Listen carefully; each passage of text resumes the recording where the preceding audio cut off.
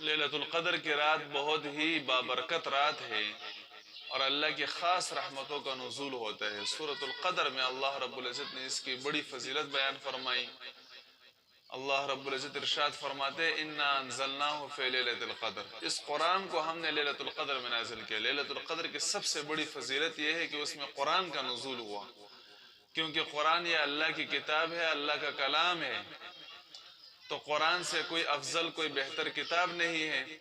تو جس رات میں قرآن کا نزول ہوا اس رات سے بہتر افضل کوئی رات نہیں ہے۔ جس مہینے میں قرآن کا نزول ہوا اس مہینے سے افضل بہتر کوئی مہینہ نہیں ہے۔ جس پیغمبر پر قرآن کا نزول ہوا اس پیغمبر سے افضل بہتر کوئی پیغمبر نہیں ہے۔ جس فرشتے کے ذریعے قرآن کا نزول ہوا اس فرشتے سے افضل بہتر کوئی مہینہ نہیں ہے۔ اور جو آدمی قرآن کو حفظ کر لے، یاد کر لے، تو آپ صلی اللہ علیہ وسلم نے ارشاد فرمایا خیرکم من تعلم القرآن وعلمہ، سب سے بہترین آدمی وہ ہے جو قرآن کو سیکھے اور سکھائے۔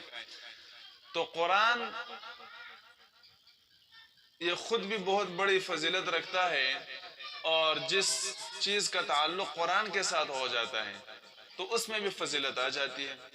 تو لیلۃ القدر کی سب سے بڑی فضیلت یہ ہے کہ اس میں قرآن کا نزول ہوا۔ وما ادراک ما لیلۃ القدر، آپ کو کیا پتہ ہے کہ لیلۃ القدر کیا ہے؟ لیلۃ القدر خیر من الف شہر، لیلۃ القدر 1000 مہینوں سے بہتر ہے۔ یعنی 1000 مہینے آپ عبادت کریں اور لیلۃ القدر کی ایک رات عبادت کریں تو لیلۃ القدر کی عبادت 1000 مہینوں والی عبادت سے بھی افضل اور بہتر ہے، اس سے بھی زیادہ ہے۔ کتنا زیادہ ہے تو اس کا علم اللہ کو ہے، ہمیں نہیں ہے۔ چلو 1000 مہینے یہ تقریباً 84 سال اور 4 مہینے بنتے ہیں، تو 84 سال عمر یہ بہت لمبی عمر ہے۔ اور روایات میں آتا ہے کہ آپ صلی اللہ علیہ وسلم نے ایک مرتبہ بنی اسرائیل کے کچھ عبادت گزاروں کا تذکرہ کیا جنہوں نے 84 سال اللہ کی ایسی عبادت کی کہ ایک سیکنڈ بھی اللہ کی نافرمانی نہیں کی، تو صحابہ کو بڑا رشک آیا ان پر۔ تو اللہ رب العزت نے لیلۃ القدر کی رات اس امت کو خصوصی طور پر مرحمت فرمائی کہ اس ایک رات میں آپ عبادت کریں، ان کے 84 سال کی عبادت سے آپ کا ثواب زیادہ ہوگا، فضیلت آپ کی زیادہ ہوگی۔ اسی طرح ایک روایت میں آتا ہے کہ آپ صلی اللہ علیہ وسلم نے ارشاد فرمایا کہ بنی اسرائیل میں ایک آدمی تھا، شمشون نام تھا اس کا، اس نے 1000 مہینے تک رات کو اللہ کی عبادت کی اور دن کو اللہ کے راستے میں جہاد کیا، اور ایسا جہاد کیا کہ جو اللہ کو مقبول ہوا اللہ کے دربار میں۔ تو کہا جاتا ہے کہ وہ بہت بہادر آدمی تھا اور بڑے بڑے بال اس نے چھوڑے تھے، زلفے، اور اس کی بیوی بڑی خوبصورت تھی اور وہ اپنی بیوی سے بہت محبت بھی کرتا تھا، اور بیوی سے محبت کرنی چاہیے۔ تو وہ کفار سے لڑتا تھا، دن کو اور رات کو اللہ کی عبادت کرتا تھا، مسلسل 1000 مہینے مکمل کیے اس نے۔ تو جو کفار و مشرکین تھے انہوں نے وہ ان سے بڑے تنگ آ گئے تھے اور اتنا طاقتور زوراور تو کہ کوئی اس کا مقابلہ نہیں کر سکتا تھا۔ تو کفار نے، مشرکین نے اس کی بیوی کو لالچ دی اور اس کی بیوی کو اس پر راضی کر لیا کہ وہ شمشون کو کسی طریقے سے باندھ لے اور ہمارے حوالے کر دے، ہم بڑا انعام دیں گے۔ بیوی کو کہا تو اس کی بیوی نے کہا ٹھیک ہے۔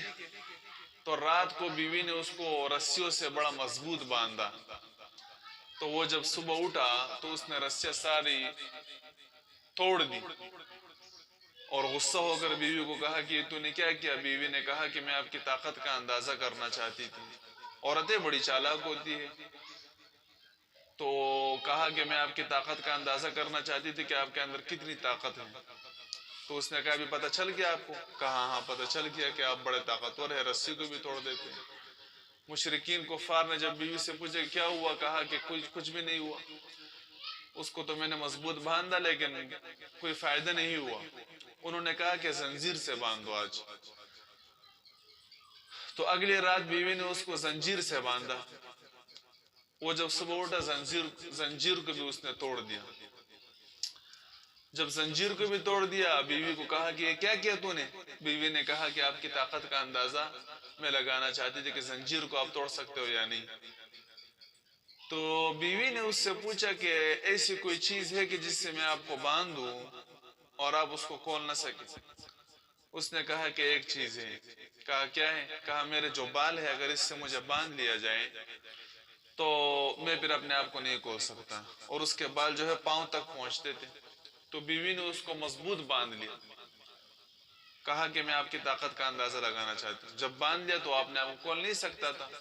تو اس نے کفار کو اطلاع کر دی کہ چلو آدمی جو ہے گرفت میں آ گیا ہے. کفار نے اس کو جو ہے اٹھا کر اپنے محل میں لے گئے اور اس کے ہاتھ اور اس کی ناک اور کان کاٹ لیے اور بہت مارا بیچارے کو. تو شمشون نے اللہ کی طرف آنکھیں اٹھائی اور دعا کی دل میں کہ یا اللہ 1000 مہینے تک میں نے آپ کے لیے جہاد کیا، لڑا، آپ کی عبادت کی اخلاص کے ساتھ، اور اب میں یہ کیا ہو گیا، کہاں پر پھنس کر آ گیا.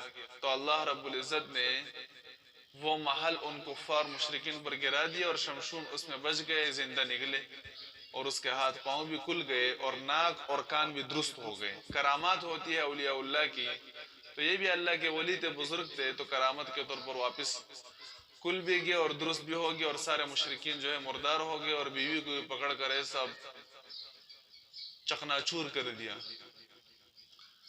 تو صحابہ نے جب یہ واقعہ سنا تو ان کو بڑا رشک آیا. تو اللہ رب العزت نے صحابہ کو لیلۃ القدر کی رات دی کہ اس ایک رات میں آپ لوگ عبادت کریں تو آپ شمشون کے 1000 مہینے کی عبادت اور جہاد سے بھی زیادہ فضیلت حاصل کر سکتے ہوں.